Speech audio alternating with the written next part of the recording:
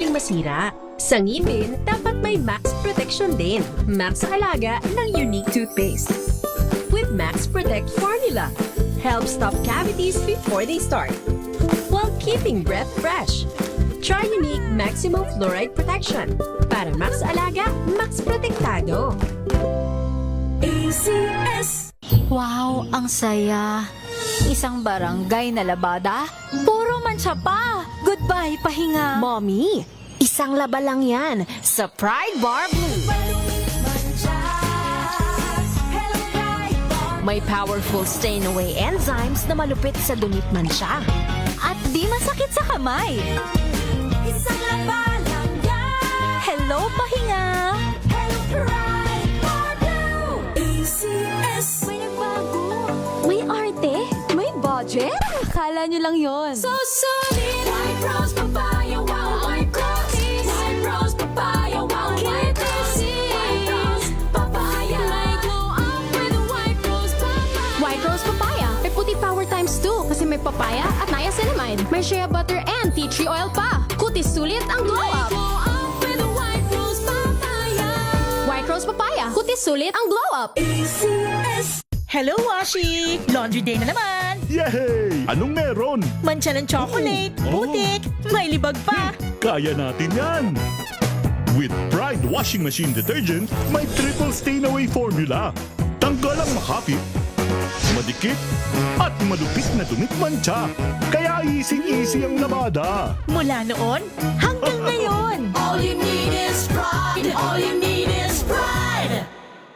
ACS. Jiggy Manikad po. Bilang isang broadcaster, mahalaga sa akin ang tamang impormasyon. Sa lahat ng bagay, kahit sa food supplement, mapanuri ako. Kaya dito ako sa subok ng MX3 capsule. Ito'y may alpha, beta at gamma mangosteen. Para sa akin, sigurado ako sa MX3 capsule. Dito ako believe. Mahalagang paalala, ang MX3 capsule ay hindi gamot at hindi dapat gamiting panggamot sa anumang uri ng sakit. Maulan man, no worries na amoy kulong ang damit. Charm, Fab, Con, bangong kumakabloom. Tanggal amoy kulog sa bango ng charm. Kaya gamit ko, Charm Fab Con with Bloom Fresh technology. Kills 99.9% of kulob-causing bacteria. May aroma burst pa of thousands of flowers and berries. Ang sampay sa loob, no amoy kulob. Bangong kumakabloom sa charm. Charm Fab Con. ACS.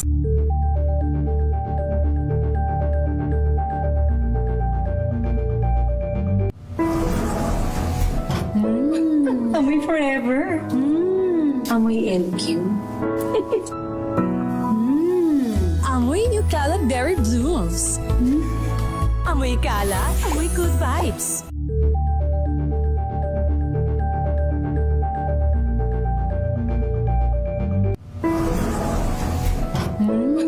Amoy forever. Amoy LQ. Amoy New Caleb Berry Blooms. Amoy kala, amoy good vibes. Tinesting, sinuri, siniyasan. Ang resulta? Super effective ang Shield sa pagpatay ng bakterya at virus. Shield Antibacterial Soap. Believe ang mga eksperto sa Philippine Nurses Association. At si Mami, Tiwala ako sa Shield. Shield Antibacterial Soap. Napatunayang mabisa. Ang mga nurse, tiwala. ACS. Amoy forever. Amoy LQ. Amoy New Caleb Berry Blooms. Amoy kala, amoy good vibes. Mga dapat gawin bago sumabak sa pag-yoga, alamin. This portion is brought to you by ACS Manufacturing Corporation, ISO certified, maker of world-class quality Pride detergent. Nagbabala ka bang mag-enroll sa isang yoga class? Ano nga ba ang mga dapat mong paghandaan? Ayon sa verywellfit.com, mahalaga ang pagsusuot ng proper yoga attire. Bagamat karamihan ay nakapaa tuwing nag-yoga, may iba na pinipiling magsuot ng medyas. Partikular na ang iyong non-slip grips para iwas dulas. Sa iyo namang pang-ibaba, pumili ng komportable at stretchable pants. Pagdating naman sa top, iwasan ang pagsusuot ng malalaki at maluluwang na damit. Dapat ito ay fit para sa iyong mga pag-bend, gayon din sa ilang arms and shoulder movement. Siyempre, huwag kalimutan ang yoga mat, water bottle at towel. Payo ring i-familiarize ang sarili sa ilang beginner-friendly yoga poses at iwasang kumain ng heavy meals bago ang iyong yoga class. This portion is brought to you by ACS Manufacturing Corporation, ISO certified, maker of world-class quality Pride detergent.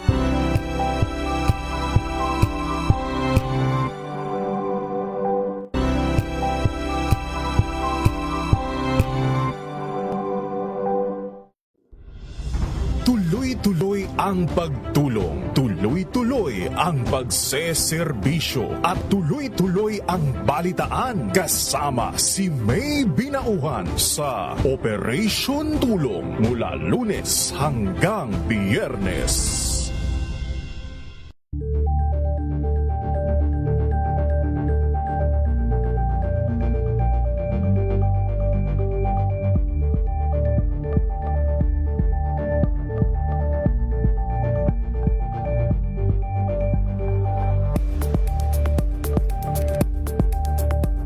Alamin ang mga maiinit na isyung pambayan, mga balitang kailangan mong malaman, usapin sa pamahalaan, politika, ekonomiya at kabuhayan. Ito ang mga dapat mong malaman, pakialaman at pag-uusapan dahil kayo ang tinig ng mamamayan dito sa Damdaming Bayan.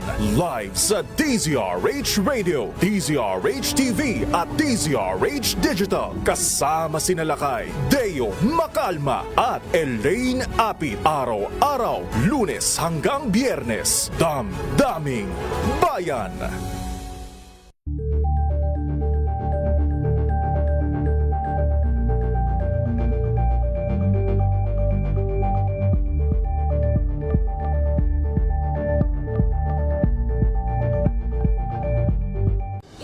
Ng naitalang 17 individual na ang kanilang naaresto.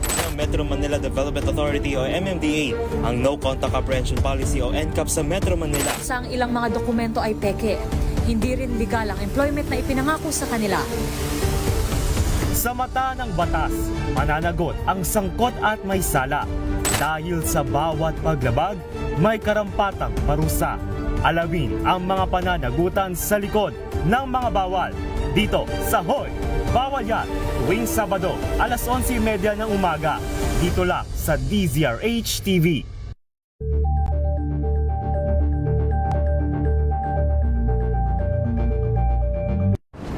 Kung good vibes ang hanap mo, dito ka na sa sigurado! Mula sa mga istoryang nagbibigay ng inspirasyon hanggang sa mga kwentong may dalang solusyon. Mga balitang pampagaan ang pakiramdam at pampaganda ng araw. Hindi lang ba sa good news, kundi the better news. Mula Lunes hanggang Biyernes, 1:00 ng tanghali sa DZRH TV.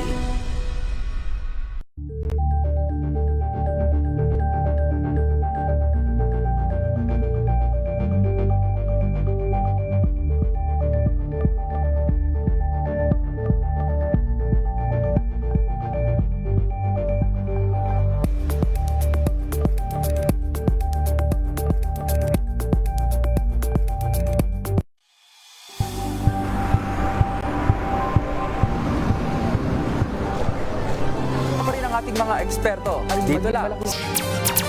Mga kababayan, alas 4:13 na. Uy! Nakapag-break ka na ba? Nakapag-relax ka na ba? Saan ka man nagtatrabaho, mapa-opisina man o work from home o mula mismo sa pwesto, sasabayan namin ang break time mo. Sasabayan namin ng mga balita at komentaryo, mga panayam ng mga taong viral ngayon. DZRH Break Time!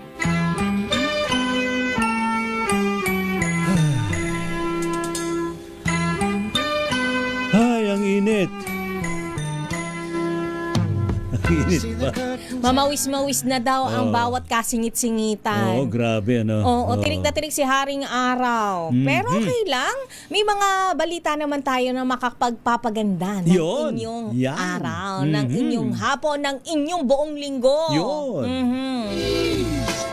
At dahil na uulinigan na po ninyo ang aming mga tinig, kayo'y nakatutok na naman sa ating programang Break Time at makakasama niyo po ako po si Thea Pecho Corpuz.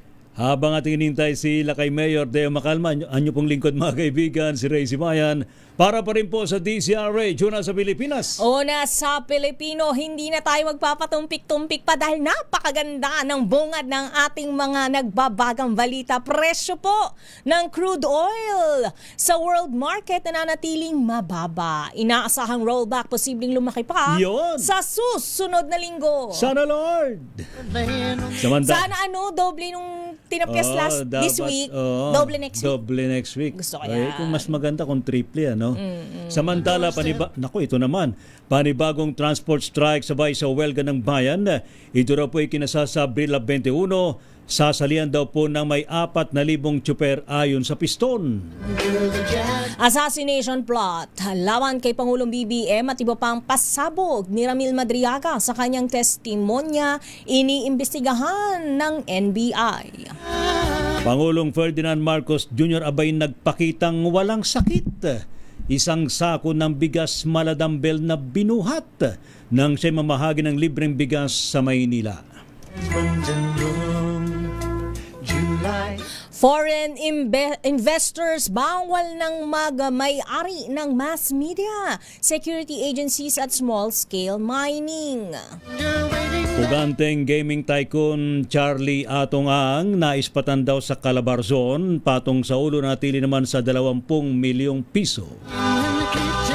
Philippine National Police Academy Director Major General Andre Dizon at 8 iba pa sinibak sa panibagong kaso ng hazing.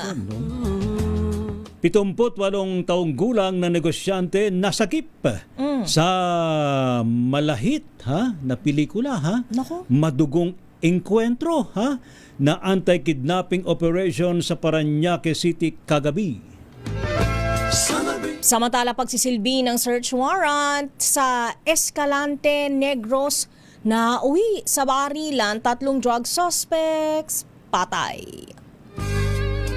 Renewal daw po ng driver's license at car registration na expired na ngayong Abril, pinalawig ng Land Transportation Office. Yan po ang ating mga headlines. Narito ng detalye ng ating mga balita. RH Break Time! Nananatiling mababa ang halaga ng krudo sa world market para sa nakalipas na 3 araw na trading. Mula Abril 13 hanggang 15, nasa negative trend ang presyo ng diesel, gasolina at kerosene.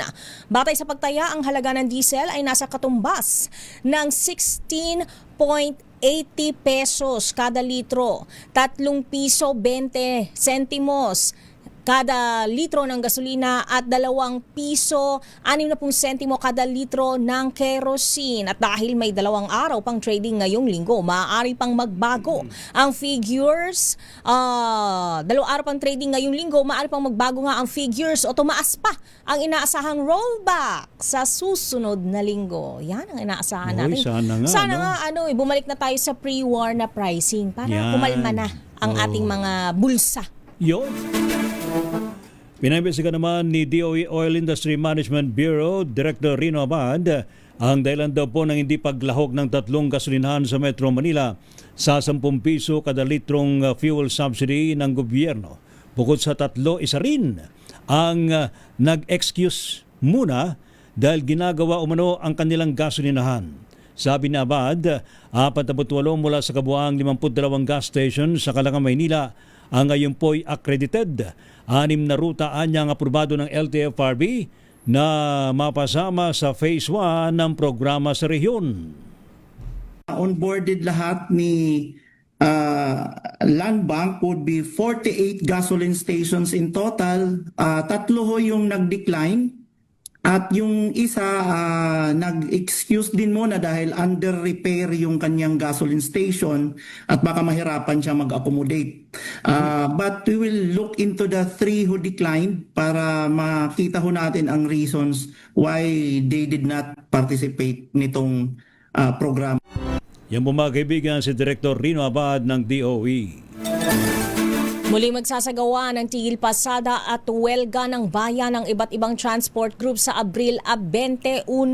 Ayon kay Piston National Coordinator Cirilo Latoreno, isasagawa ito hindi lamang sa Metro Manila kundi sa iba't ibang bahagi ng bansa. Inaasahang lalahukan ito ng higit sa 4,000 tsuper dito pa lamang sa Metro Manila. Binigyan diin naman ni Latoreno na hindi tinugunan ni Pangulong Bongbong Marcos ang panawagan nilang suspindi ng excise tax sa diesel at value-added tax sa langis. Anya, sa kabila ng 2 linggong rollback, hindi pa rin ramdam ng kanilang mga bulsa. Nangangamba naman ang mga jeepney drivers sa may sukat Parañaque na mauwi na lamang sila sa pangangalakal kung magiging 200 pesos per litro ang presyo ng diesel. Ayon po sa transport leader na si Johnny Boy Mahayag, mas marami sa kanilang pinipili ng tumigil sa kanilang pamasada dahil daw po ngayon pa lamang ay 300 pesos na lamang ang kanilang kinikita. Umabot na nga niya sa 100 ang hindi na bumibiyahe dahil naman sa sobrang taas ng presyo ngayon ng diesel. Masakit kung ilarawan ng leader ang sinasabit nila kaya nanindigan ng mga ito na patuloy na mag-iingay sa kalsada hanggat bingi raw po ang gobyerno sa kanilang panawagan. Nasa 80 hanggang 100 tsuper ang nagtigil pasada sa may sukat Parañaque. Dahil po sa MMDA Swift Traffic Action Group, ramdam ang epekto ng mga commuter. Siguro mo, pag gusto dalawang na siyang litong diesel mo, siguro kami mga driver naman, mga lakal siguro kami. Titigil na siguro kami, kung dalawang na siyang litong diesel. Sa ngayon ma'am, kumikita kami dati na 1,000 isang araw. Ngayon, pinakatas na nga 300 isang araw lang. May bigay na yung sasawa namin. Masakit para sa amin ang pagsa sa diesel. Kumikita kami dati na 1,000. Ngayon, may iwi na kami na 100, 200. Masakit ito para sa amin. Kasi may mga anak din kami, nag-aaral. Kaya namin yung mga anak kami nangailangan din. Mga kaibigan, si Transport Leader Johnny Boy Mahayag. Samantala, personal na sinaksihan ni Pangulong Ferdinand Marcos Jr. ang paglulunsad ng programang Biyayang Bigas para sa Maynila. Kasama si Mayor Isko Moreno, nakibahagi ang Pangulo sa distribusyon ng libreng bigas sa mga benepisyaryong working class na ginanap sa isang mall sa lungsod. Pinondohan ang programa ng Office of the President sa pamamagitan ng financial assistance to local government units o FALGU kung saan aabot sa 286 million pesos ang ibinaba para sa Maynila. Aabot sa 80,000 pamilya sa lungsod ang makikinabang sa programa na makatatanggap ng tig 10 kilong bigas kada 2 buwan. Sa kanyang talumpati, tiniyak ng Pangulo na ikakasarin ang programa sa buong bansa at nauna lang anyang nagpatupad ang Maynila. Narito ang bahagi ng pahayag ng Pangulo. Itong programa na ito ay aming ginawa dahil ay talagang tinutugunan natin ang lalong-lalo na lahat ng mga kababayan nating nangangailangan ng lahat ng mga iba't ibang bagay. Ngunit ang nangunguna dyan ay yung pagkain. At sa pagkain, tayo mga Pilipino ay pag pinag-usapan ng pagkain, kailangan bigas. Samantala, sinong may sakit?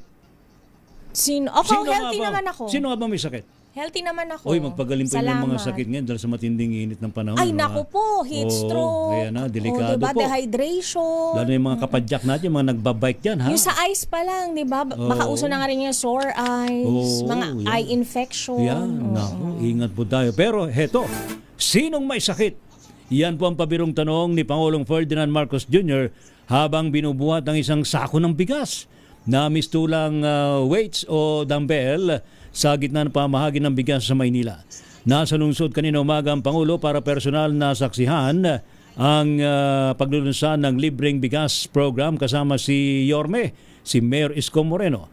Sa gitna ng distribusyon, muling pinagpag at tinawag ho ni Pangulong BBM bilang fake news ang mga kumakalat na chismis na siya ay may malubhang karamdaman na sa pamamagitan ng pagbubuhat ng sako ng bigas na ginawa niyang parang dumbbell.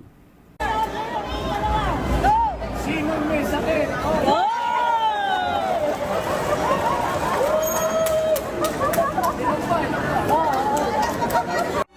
Akala ko, Akala ko yung- ililifting niya, idodonsolweta niya si Mayor Isko eh. Oo. Di ba donsolweta yung pagka binubuhat? Oo nga. Oo.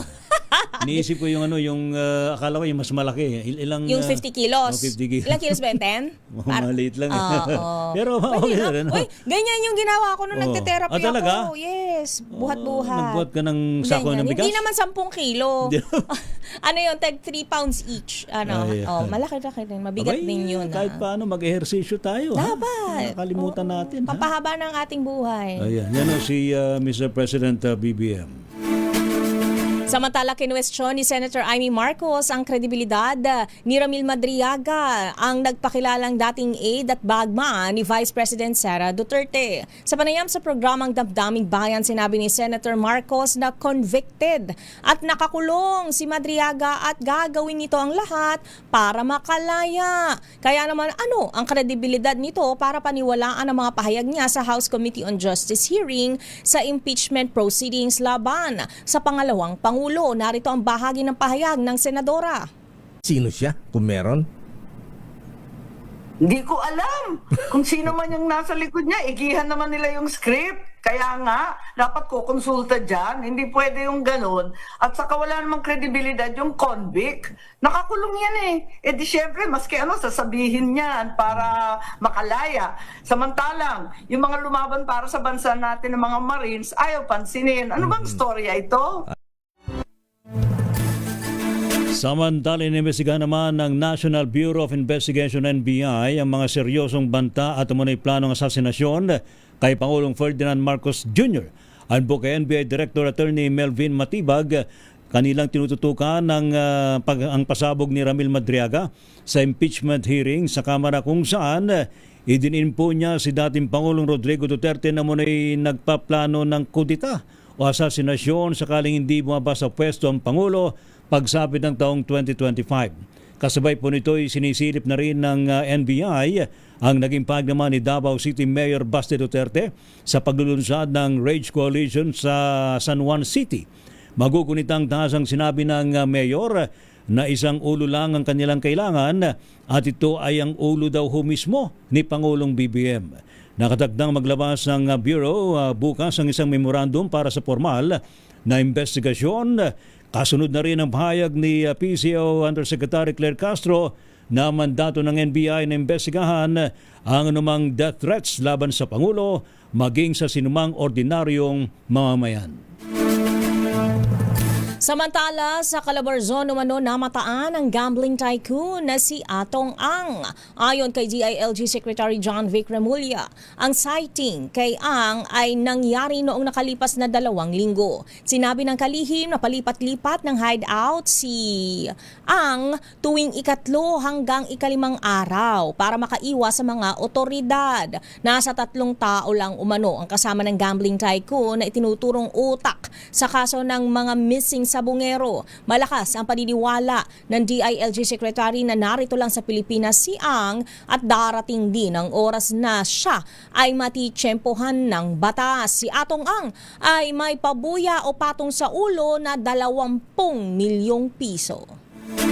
Iginit nga po ni Interior Secretary John Vic Remulla na sa Pilipinas pa ang gaming tycoon na si Charlie Atong Ang. Sa panempo ng DCRH, sinabi niyang nakakuha sila ng kumpirmasyon na si Ang ay nasa Calabarzon. Anya'y palipat-lipat nga po si Ang ng lugar kaya hindi ito mahuli ng mga otoridad. Kinumpirma naman ni Remulla na mayroon ng Interpol red notice laban kay Charlie Atong Ang. Officially, meron na siyang red notice. Lumabas na. Lumabas na. Hindi siya pwede lumabas. Okay. Hindi na siya pwede lumabas ng bansa. Pero sa info ninyo, andito pa rin talaga sa Pilipinas? Nagkaroon kami ng eyeball confirmation na sa isang lugar dito sa Region 4A. Nung nalaman namin, nag-organize kagad kami ng team, pinasok namin yung lugar. We missed him by a day or two. Pero andito pa siya. Narito ako Hulihin niyo Sabi nung mga ako. sabi nung mga nakarinig, narito. Uy, may kumanta pauulanin talaga ang Metro Manila. Yes, walang problema. Yun ang umulan goal. ka na, kailangan natin umulan. Oo, buhos Huwag bagyo, na ulan. O, di ba? Pampawet lang ng lansahan kasi talaga napaka-dry. Oo nga Sakit eh. na sa mata. Mm. Oo, di ba? Tapos yung alikabok, Naku, talaga matindi. no, nakakahika na. Kaya nga naman, iba yung pag-iingat po sa inyong kalusugan. At ito ay pagpapatuloy pa natin, iba pang detalye ng ating mga balita. 78 taong gulang na negosyante nasagip sa madugong anti-kidnapping operation sa Parañaque. Naku, sa Parañaque talaga. Matindi yung baril ng kagabi. Talaga, baril. Tumagal daw ng 10 minuto, sabi nung bystander. Nakakatakot naman yan. Parang yung pelikulang Hit ni Al Pacino. Ha? Nakakatakot lalo sa mga Tapos may nakaka-witness. mga high-powered pa. Saka may mga tumama pang mga stray bullets sa iba't sa mga sasakyan. Meron bang ano dyan sa mga ganyan? I think may mga nasugatan din yata. Hindi, ang gusto kong malaman, halimbawa, naka-witness ka ng ganyan, may intervention ba ang DSWD para sa mental health ng mga so dapat naka-witness? lang, lalo diba? na kapag mayroong mga sibilyan na, Yes. na biktima. Oo. At ito pa, puro karahasan ata itong mga magkakasundating balita. Pagsisilbi ng search warrant sa Escalante Negros na uwi sa barilan kung saan 3 drug suspects ang patay. Naku po. Naku. Kaya magbagong buhay na hanggat may Yes. pag-asa. Hanggat may panahon pa, di ba? Mhm. May bukas pa ang iyong buhay. Ano ba yan? Kailangan umulan. Magtatagpo rin to. Kaya nga Kailangan umulan. yun lang naman talaga yung goal. O, tinuha pa yung kulay natin. O, very Christmassy. O, tinuha yung kulay Oo natin, nga, no? di ba? O. Kayo nakatutok pa rin po sa break time. Sabi ng mga nagkakape, napaganon sila, napabulwak. Yung mga hinihigop-higop nilang kape. Sabi naman itong dalawang to, hindi na nagtagpo yung tono. Totono rin po, magpa-practice Huwag pa mo kayo po. mag-alala. Pilipinas, kayo nakatutok pa rin sa break time. Ang oras, alas 4:31 ng hapon. Ang oras na yan ay hatid sa inyo ng MX3. Dito ako. Amoy forever. Amoy LQ. Amoy New Caleb Berry Blooms. Amoy kala, amoy good vibes. Sa puso ng kalikasan, natatangi ang prutas ng mangosteen. Ito ay nagtataglay ng antioxidant compounds na alpha, beta at gamma mangosteen. Ang MX3 capsule ay isang food supplement na gawa sa natural na mangosteen. Ito ay tested and proven to help avoid knee joint pain discomfort para iwas-iwas sa sakit with long-term supplementation 2 capsules daily. MX3 capsule, tunay, natural at original. Mahalagang paalala, ang MX3 capsule ay hindi gamot at hindi dapat gamiting panggamot sa anumang uri ng sakit. Amoy forever. Amoy LQ. Amoy New Caleb Berry Blooms. Amoy kala, amoy good vibes. This portion is brought to you by ACS Manufacturing Corporation, ISO certified, maker of world-class quality Pride detergent. Bukang bibig ng mga kabataan ng love languages, hindi lang sa pakikipagrelasyon kundi maging sa pakikipagkaibigan. Kabilang dito ang words of affirmation, mga salitang pumupuri o nagbibigay kumpiyansa, quality time, paglalaan ng makabuluhang oras para sa isang tao, at physical touch tulad ng paghalik at pagyakap. Gayon din ang acts of service o pagsisilbi sa iba at receiving gifts o pagkaramdam ng pagmamahal sa tuwing makatatanggap ng regalo. So yung research behind sa love language actually medyo mixed siya. So may pagka-popular psychology siya, meaning popular siya pero yung evidence for it ay hindi gaano ka-solid as it sounds. Pero helpful construct pa rin siya. So I think it's still something na magsistay sa mga tao kasi it's a way for people to talk about relationships na madaling intindihin. They're a method of saying your needs and your wants. Kaya siya nagiging helpful. So, pag pinapag-usapan na natin kung paano pa nade-develop yung mga gusto ng mga tao sa relationships, it's a mix of kung saan tayo nasanay at kung ano yung kailangan pa natin. Ayon kay Alicia Serrano, isang relationship coach, ang love language ay nagiging learned behaviors. Depende sa kinalakihang environment ng isang tao. Sa katunayan, karaniwan itong nagiging pamantayan ng marami sa panunuyo sa isang potential romantic interest. Being able to show your partner na ganito ako mag-express ng love, tapos naiintindihan ko rin na ito yung gusto mo, ito yung love language mo. I think being able to meet in the middle is the ideal situation. Paglilinaw pa nito, hindi problema na magkaiba ang love language ng isang magkarelasyon. Basta't pag-uusapan nila ang kanilang pagkakaiba at kung paano nila ito mararamdaman at maipaparamdam sa kanilang partner. This portion is brought to you by ACS Manufacturing Corporation, ISO certified, maker of world-class quality Pride detergent.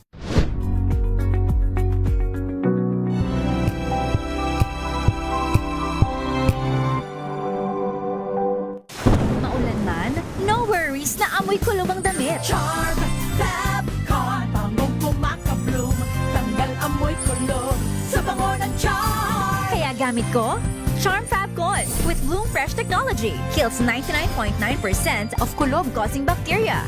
May aroma burst pa of thousands of flowers and berries. Ang sampay sa loob, no amoy kulob. Bangong kumakabloom sa Charm. Charm Fab Con. ACS.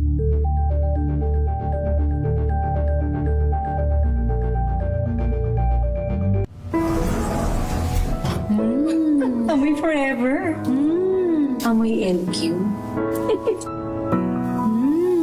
Amoy New Caleb Berry Blooms. Amoy kala, amoy good vibes.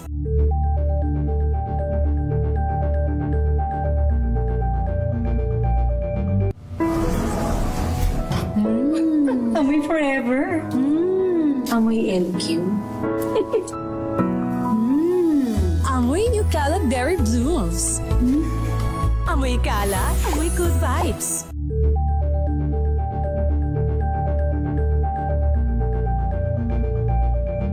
Hello, Washi! Laundry day na naman! Yay! Anong meron? Mancha ng chocolate, putik, may libag pa.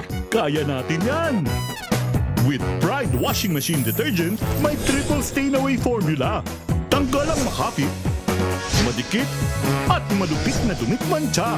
Kaya easy-easy ang labada. Mula noon hanggang ngayon. All you need is pride. All you need is pride. ACS.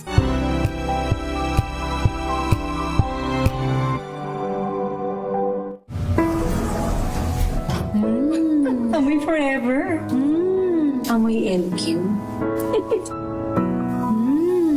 Amoy New Caleb Berry Blooms. Amoy kala, amoy good vibes.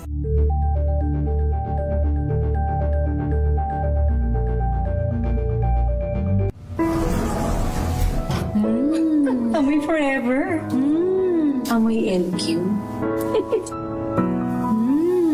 Amoy New Caleb Berry Blooms. Amoy kala, amoy good vibes.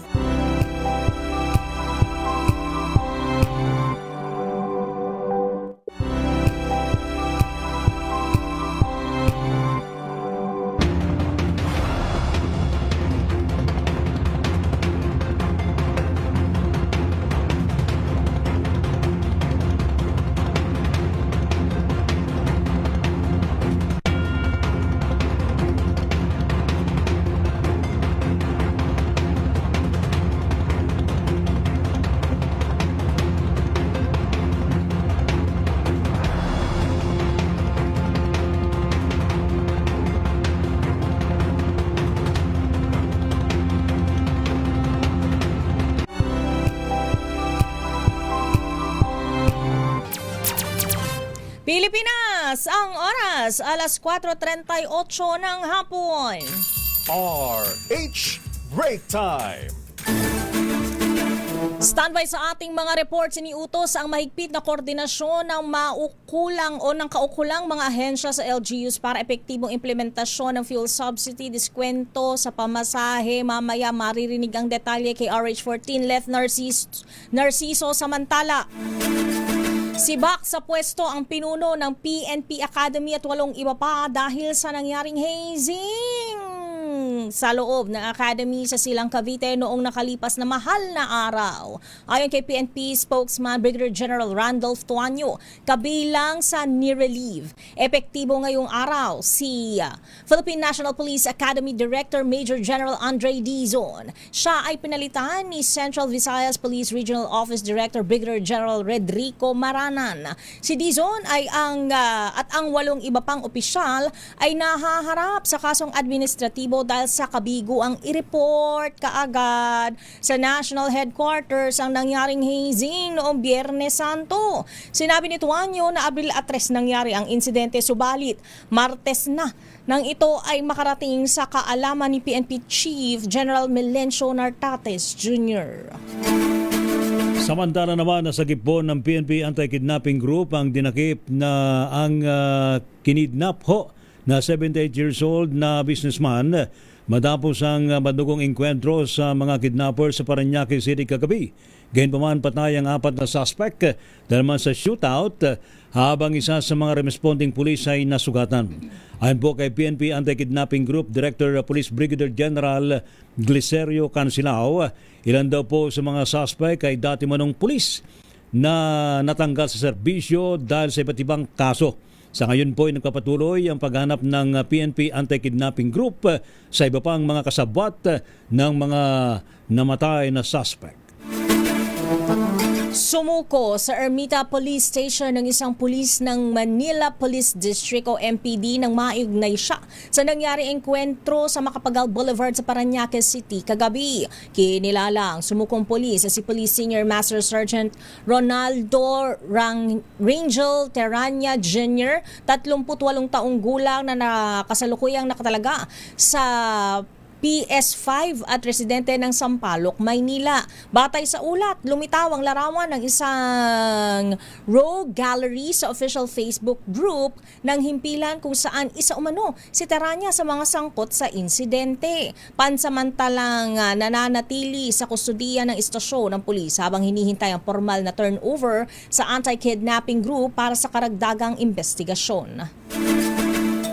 Samantala naman, patay po ang 3 inihinalang sangkot sa illegal drugs habang sugatan ng isa pa sa isinagawang search warrants o implementasyon po ng search warrants sa Escalante City, Negros Occidental. Ayon po kay PNP Directorate for Operations, Acting Director Police Brigadier General Ponce Rogelio Peñones Jr., nagsasagawa daw po ng operasyon ng mga pulis laban sa isang high-value drug target ng mauwito sa Barilan, kung saan namatay ang pangunahing suspect matapos umunong manlaban sa mga otoridad. Dinggin na natin ang mga reports mula sa Malacanang. Iniutos ang mahigpit na koordinasyon ng kaukulang mga ahensya sa LGUs para sa epektibong implementasyon ng fuel subsidy, diskwento sa pamasahe at iba pa. I-detay mong balitang yan, RH14. Leth Narciso, Miss Leth. Si PRA, inatasan ni Executive Secretary Ralph Recto ang Transportation at Energy Departments na paigtingin ang pakikipagtulungan sa mga lokal na pamahalaan, gayon din sa DILG para epektibong maipatupad ang pagbibigay ng ayuda sa mga operator, tsuper at mga pasahero. Alinsunod ito sa utos ni Pangulong Ferdinand Marcos Jr. na gawing maayos at mabilis ang paghahatid ng tulong. Kabilang dito ang 5,000 pisong pantawid pasada fuel subsidy program, 10 piso kada litrong diskwento sa mga gasolinahan, service contracting program at ang 20% na bawas sa pamasahe ng mga commuter. Pinulong ni Recto ang kaukulang mga ahensya para plansyahin ang mga detalye ng implementasyon ng mga programa. Pangalagaan niya ang papel ng mga LGU na may listahan ng mga pangalan at may kakayahang tukuyin ang kanilang mga residente na nasa transportation sector at nangangailangan ng tulong mula sa pamahalaan. Ito sila Narciso para sa DZRH. Una sa Pilipinas, una sa Pilipino. Samantala naman, maraming salamat, Let. Samantala, meron po tayong update mula po sa Senado. Mga lumagda sa... Samantala, standby kay Lakay Raymond. Atin mo nang alamin ang update mula sa Kamara. Vice President Sara Duterte hinamon na ibalik ang 73 million pesos na disallowed funds para patunayan ang pananagutan. Ating alamin sa report ni RH12, Milky Rigunan. Milky.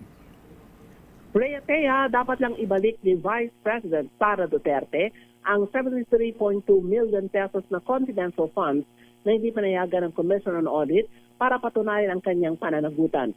Ang House Deputy Speaker Paulo Ortega Ditis. Kung talagang may pananagutan si VP Sara, mas mabuting isole ang pondong pinababalik ng COA. Sabi ni Ortega, dapat siyang managot sa pera ng bayan na ipinagkatiwala sa kanya at kilalanin kung saan nagkulang sa proseso.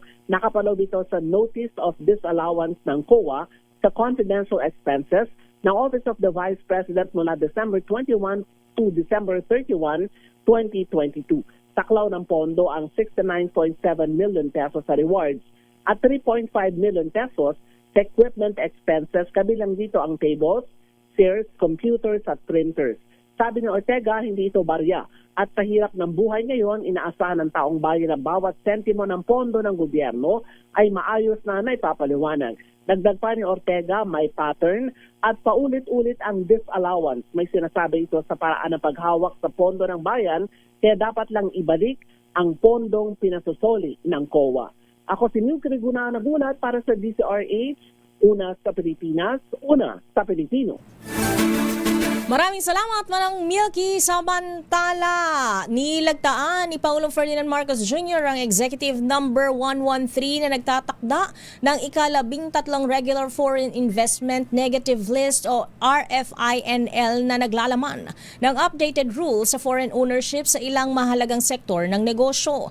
Kabilang sa mga sarado sa foreign investors ang mass media, private security agencies, small-scale mining at iba pa. Mayroong ding mga sektor na may limitadong foreign ownership tulad ng advertising, retail trade na mababa ang kapital, public utilities, educational institutions, commercial fishing vessels at condominium ownership. Pinayagan naman ang mas mataas o hanggang 100% foreign equity sa operasyon at pamamahala ng telecommunications kung may reciprocity o kaparehong pribilehiyo para sa mga Pilipino sa bansang pinanggalingan ng investor. Layunin ng bagong listahan na luwagan pa ang ilang restriksyon sa dayuhang pamumuhunan sa bansa habang nananatiling nakalaan sa mga Pilipino ang ilang piling negosyo at industriya. Samantala, patuloy naman ang paglago ng padalang pera ng ating mga kababayang OFW matapos umabot sa halos $2.8 billion ang cash remittances nito pong Pebrero taong 2026. Ayon po sa pinakauling datos ng Bangko Sentral ng Pilipinas, na itala sa $2.79 billion ang cash remittances para sa buwan ng Pebrero.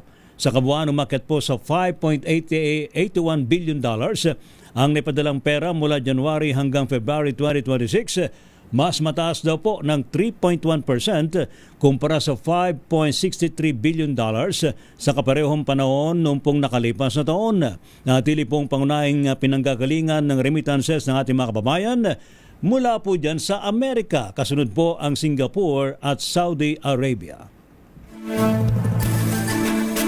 Samantala, pinaiimbestigahan ni Senator J.V. Ejercito ang nararanasang oversupply ng asukal sa bansa dahil sa sobrang importasyon. Sa inihain niyang Senate Resolution 369, binigyan diin ng senador na gaya ng mga magsasaka ng gulay at palay, lugi na rin ang mga magsasaka ng tubo dahil sa bagsak na presyo ng kanilang produkto. Ayon kay Ejercito, nagpapabagsak sa farm gate nito ang labis at maling timing ng pag-angkat ng asukal.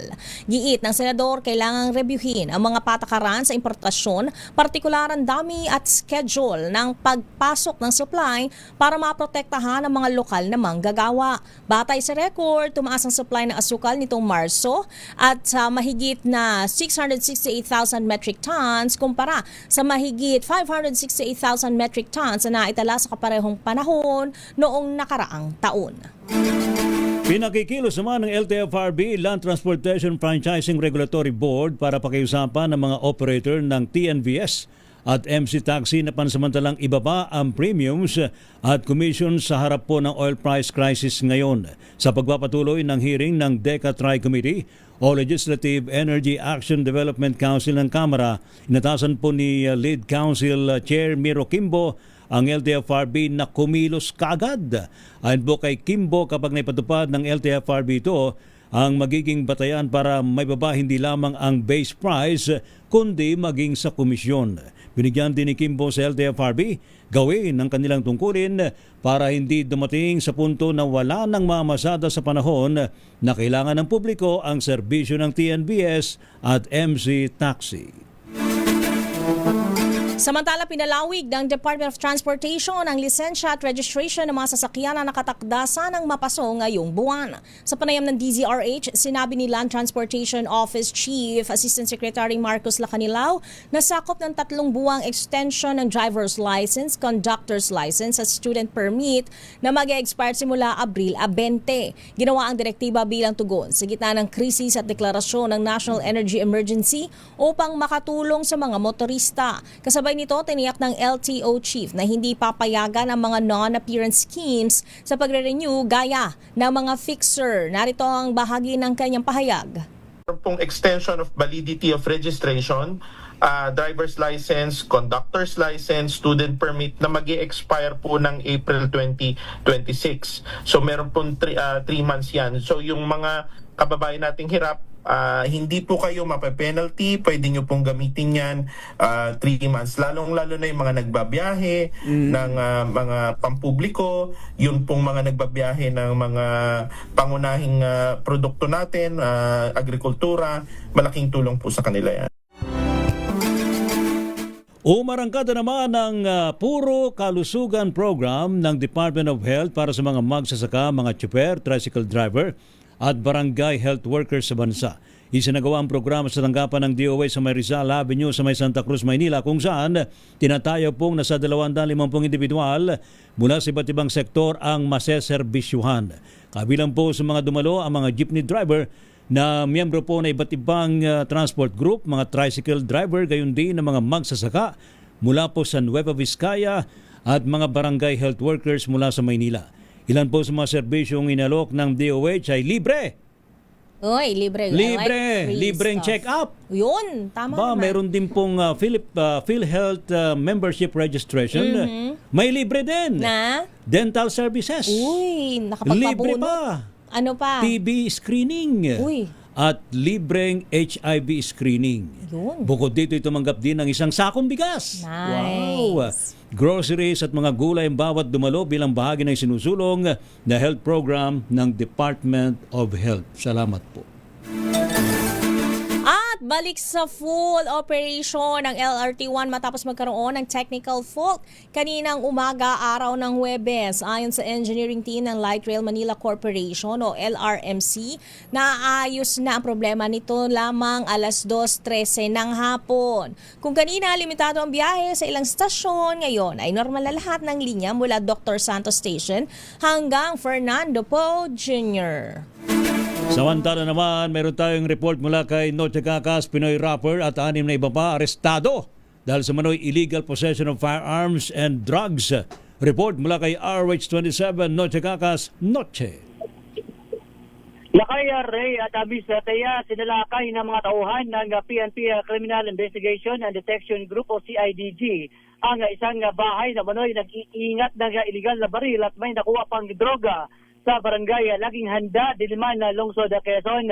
Arestado ang isang Pinoy rapper at 6 pang kasabwat matapos silbihan ng search sa warrant. Dinala mo na arestong sila alias Abi, Ryan, Mika, Roger, Leon at Jan at isang babaeng si alias Ye. Nakumpiskahan ng mga ito ng 11 cartridge na may lamang liquid marijuana, 4 na plastic sachet na may lamang powder na pinaghinilaan cocaine at paraphernalia ng marijuana at maging ang 9mm caliber na baril na may magasin at mga bala.